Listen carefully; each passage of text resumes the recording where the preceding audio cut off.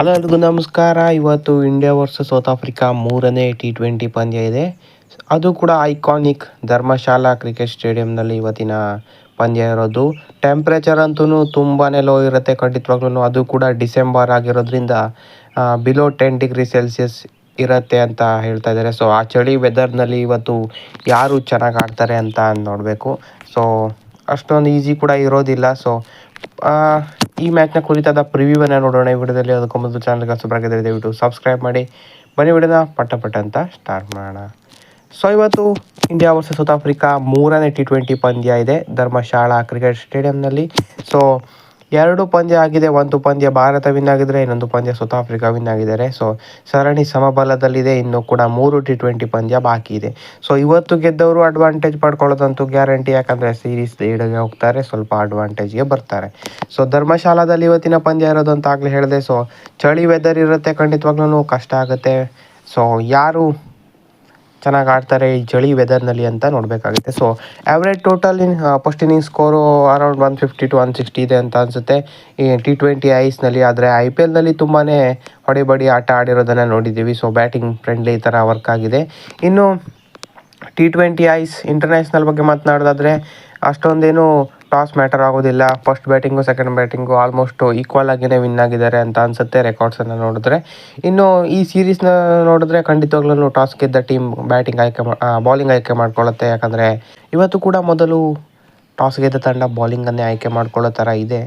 So ಹೇಳೋಕ್ಕಾಗಲ್ಲ. So international ಹಂತಕ್ಕೆ ಬಂದರೆ 150ರಿಂದ 160 ಇದೆ ಅಂತ ರೆಕಾರ್ಡ್ ಹೇಳ್ತಾ ಇದೆ ಫಸ್ಟ್ ಇನ್ನಿಂಗ್ಸ್ ಟೋಟಲ್ಲು. ಸೊ ಸ್ವಲ್ಪ ಲೋ ಸ್ಕೋರ್ ಬರ್ಬೋದು ಅಂತ ಅನಿಸ್ತಾ ಇದೆ. ಆದರೆ IPL ಥರ ಪಿಚ್ ಏನಾದರೂ ಮಾಡಿದರೆ ಖಂಡಿತವಾಗ್ಲೂ 200+ ಗೇಮೇನೆ ಬರ್ಬೋದು ಇವತ್ತು ಕೂಡ. ಸೊ ಎರಡನೇ T20 ಪಂದ್ಯದಲ್ಲಿ ತುಂಬಾ ಮಿಸ್ಟೇಕ್ಗಳನ್ನು ಮಾಡಿಕೊಂಡು, ಯಾಕಂದರೆ ಅದು ಬ್ಯಾಟಿಂಗ್ ಪಿಚ್ ಆದರೂ ಕೂಡ 500 ಚೇಸೇಬಲ್ ಇತ್ತು 200+ ಆ ಗ್ರೌಂಡ್ನಲ್ಲಿ. ಸೊ ಬ್ಯಾಟಿಂಗ್ ಆರ್ಡರ್ ಆ ಕಡೆ ಈ ಕಡೆ ಮಾಡಿದ್ರಿಂದ ಸ್ವಲ್ಪ ಹೆಚ್ಚು ಕಡಿಮೆ ಆಯಿತು ಅಂತ ಅನಿಸುತ್ತೆ. ತಿಲಕ್ ವರ್ಮಾ ಅವರ ನಾರ್ಮಲ್ ಪೊಸಿಷನಲ್ಲೇ ಕಳಿಸ್ಬೇಕು ಅವ್ರನ್ನ, ಇಲ್ಲ ಅಂತ ಹೇಳಿದ್ರೆ ಕಷ್ಟ ಆಗುತ್ತೆ. ಅಕ್ಷರ್ ಪಟೇಲ್ನೆಲ್ಲ 1 ಡೌನ್ ಆಡಿಸಿದ್ರು ಹೋದ ಪಂದ್ಯದಲ್ಲಿ. ಸೊ ಆ ಥರ ಮಾಡೋದು ಬೇಡ. ಇನ್ ಕೇಸ್ ಏನಾದರೂ ಕೊಲ್ಯಾಪ್ಸ್ ಆಯಿತು ಅಂತ ಅಂದರೆ ಒಬ್ಬ ಬ್ಯಾಟರ್ನ ಉಳಿಸ್ಕೊಳ್ಳೋದಕ್ಕೆ ಬೇಕಾದರೆ ಹಾಗೆ ಮಾಡ್ಬೋದು ಅಷ್ಟೇ. ಸೊ ಆ ದಿನದ ಪಂದ್ಯದಲ್ಲಿ ಆ ಥರ ಮಾಡಬಾರ್ದಿತ್ತು ಅಂತ ಅನಿಸ್ತಾ ಇದೆ. ಸೊ ಈ ಥರ ಬ್ಯಾಟಿಂಗ್ ಆರ್ಡ್ರನ್ನ ಶಫಲ್ ಮಾಡಬಾರ್ದು ಗಂಭೀರ್ ಅವರು ಅಂತ ಅನಿಸ್ತಾ ಇದೆ. ಸೊ ನಿಮ್ಮ ಪ್ರಕಾರ ಏನು ಅನಿಸ್ತಾ ಇದೆ ಅಂತ ಕಮೆಂಟ್ ಮಾಡಿ ತಿಳಿಸಿ. ಇನ್ನು ಇವತ್ತಿನ ಪಂದ್ಯಕ್ಕೆ ಪ್ಲೇಯಿಂಗ್ 11 ಸೇಮ್ ಹೋದರೂ ಹೋಗ್ಬೋದು, ಚೇಂಜ್ ಆದರೂ ಆಗ್ಬೋದು.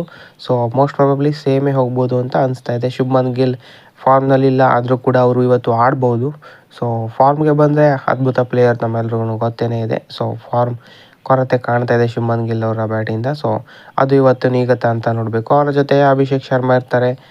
1 ಡೌನ್ಗೆ ಸೂರ್ಯಕುಮಾರ್ ಯಾದವ್ ಅಂತ ಹೇಳಿದ್ರೆ 1 ಡೌನ್ಗೆ ಇನ್ಫ್ಯಾಕ್ಟ್ ತಿಲಕ್ ವರ್ಮಾ ಬಂದರೂ ಬರ್ಬೋದು. ಸೊ ಅವರ 1 ಡೌನ್ನಲ್ಲಿ ರೆಕಾರ್ಡ್ಸು ತುಂಬಾ ಸಖತ್ತಾಗಿದೆ ತಿಲಕ್ ವರ್ಮಾ ಅವ್ರದ್ದು.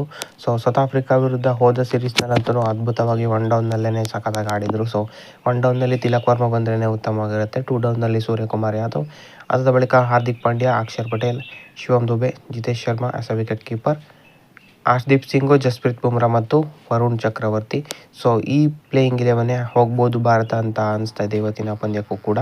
ಸೊ ಚೇಂಜ್ ಏನು ಮಾಡೋದು ಕಾಣ್ತಾ ಇಲ್ಲ ಈ ಮ್ಯಾಚಲ್ಲೂ. ಯಾರು ಕೆಲವು ಪರ್ಫಾರ್ಮೆನ್ಸ್ ಬಂದಿಲ್ಲ ಅಂದರೆ ಆ ಪ್ಲೇಯರ್ಸನ್ನು ನೆಕ್ಸ್ಟ್ ಮ್ಯಾಚಲ್ಲಿ ತೆಗಿಬೋದು ಅಂತ ಅನಿಸ್ತಾ ಇದೆ. ಸದ್ಯಕ್ಕೆ ಇವತ್ತಿನ ಪಂದ್ಯಕ್ಕೆ ಈ ಟೀಮನ್ನೇ ಬ್ಯಾಕ್ ಮಾಡ್ಬೋದು ಅಂತ ಅನಿಸ್ತಾ ಇದೆ.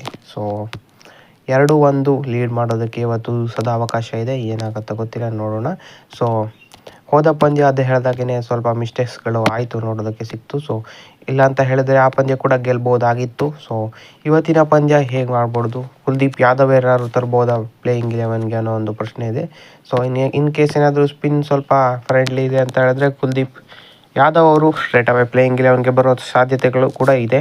ಸೊ ಸ್ಪಿನ್ನರ್ಸ್ಗಳಿಗೇ ಹೆಲ್ಪ್ ಆಗಿರೋದು ನೋಡಿದ್ದೀವಿ through out the series. So ಇವತ್ತು ಕೂಡ ಅದೇ ರೀತಿ ಆಗುತ್ತಾ ಅಂತ ಚೆಕ್ ಮಾಡಬೇಕು ಮ್ಯಾಚ್ನಲ್ಲೇ. ಸೊ ಇದಾಗಿತ್ತು ಈ ವಿಡಿಯೋ. ಹೆಚ್ಚಿನ ವಿಡಿಯೋಗಾಗಿ ದಯವಿಟ್ಟು ಸಬ್ಸ್ಕ್ರೈಬ್ ಮಾಡಿ sports in Kannada. Thank you. ಇವತ್ತಿನ ಪಂದ್ಯ ಯಾರು ಗೆಲ್ಬೋದು ಅಂತ ಕಮೆಂಟ್ ಮಾಡಿ ತಿಳಿಸಿ.